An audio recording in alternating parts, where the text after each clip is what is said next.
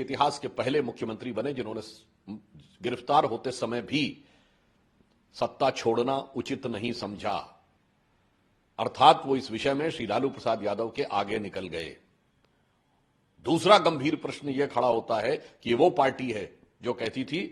कि हम देश में एक नई राजनीति लाएंगे ईमानदारी की, और स्वघोषित कट्टर ईमानदार का असली किरदार यह है कि न्यायालय के द्वारा याचिका खारिज होने के बाद भी हम सत्ता नहीं छोड़ेंगे। ये उनका असली किरदार है। और तीसरा गहरा प्रश्न यह है, वो उस शराब घोटाले के आरोप में गिरफ्तार हुए हैं जो नीति दिल्ली सरकार ने 2 वर्ष पूर्व लागू की थी और जांच गठित होते ही वह नीति विड्रॉ कर ली थी। जितने भी अन्य मामले हुए हैं इससे पहले भ्रष्टाचार के, उनमें सरकारें अपने भ्रष्टाचार के आरोपी नेता और सरकारें ये कहते रहे कि हमारे साथ सही नहीं हुआ है वगैरह वगैरह, मगर ये तो नीति को विड्रॉ भी कर लिया और उसको डिफेंड भी कर रहे हैं। मैं पूछना चाहता हूं, अगर ये सही था तो विड्रॉ क्यों किया था? इसलिए यह तकनीकी आधार के ऊपर जो भी न्यायालय ने निर्णय दिया है उसके आधार पर आपको उचित परिपालन करना चाहिए, और नैतिकता का आधार पूरी तरीके से ध्वस्त हो गया। और एक बिंदु और है, चूंकि ये याचिका कोर्ट ने खारिज की है, इन्होंने कई बार एस्केप करने की कोशिश की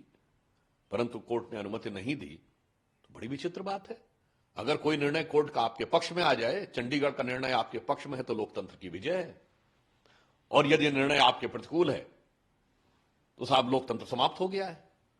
तो मुझे लगता है देश की जनता इस किरदार के दोहरे चरित्र को भली भांति समझ रही है। सर, आम आदमी के पार्टी के द्वारा आरोप लगाया जा रहा है कि जब जनरल इलेक्शन अनाउंसमेंट हो गया उसके बाद किसी पार्टी के अध्यक्ष को इस तरह से कन्वेनर को गिरफ्तार किया जाता है, इसमें इमरजेंसी नहीं तो सरकार से प्रचार से हटाना चाहती है अरविंद केजरीवाल। बहुत स्पष्ट रूप से कहना चाहूंगा, सरकार ने किसी भी पार्टी के कन्वीनर को गिरफ्तार नहीं किया है। भ्रष्टाचार के एक आरोपी को गिरफ्तार किया है जिसने जिस नीति को लेकर भ्रष्टाचार किया था उसको लेकर तथ्यात्मक सबूत हैं, और सबसे बड़ा सबूत जिस पर कोई किंतु परंतु नहीं कर सकता कि उन्होंने खुद वो पॉलिसी विड्रॉ कर ली है और वो 9 बार उस संबंध को एस्केप कर रहे थे। तो ये देखने का नजरिया है कि यदि वो भ्रष्टाचार के आरोपी व्यक्ति को अपना सिरमौर देखना चाहते हैं, हम कानून की नजर में कोई व्यक्ति किसी भी पद पर हो, वो किसी पार्टी का अध्यक्ष हो या किसी सरकार का मुखिया हो,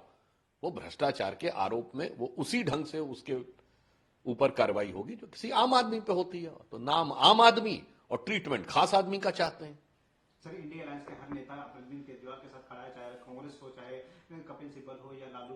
हर पार्टी इंडिया अलायंस का उसके साथ खड़ा है। इंडिया अलायंस के गठबंधन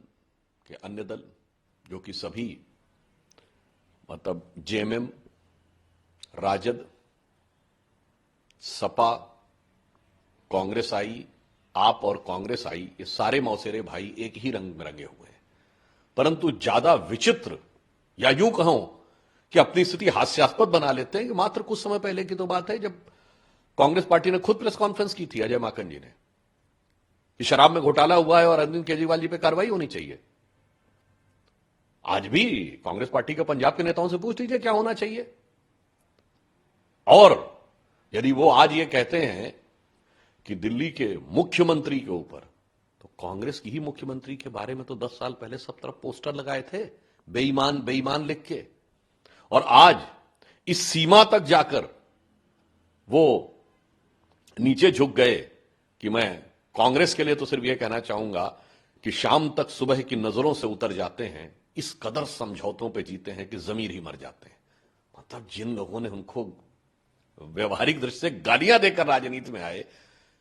उनके आगे आप सिजदे करते नजर आ रहे हैं उनके भ्रष्टाचार को कवर अप करने के लिए। क्योंकि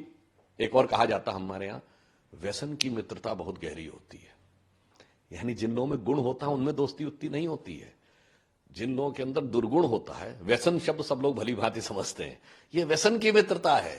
एक दूसरे के अपराध छुपाने की मित्रता है, इसलिए दोनों एक दूसरे के साथ नजर।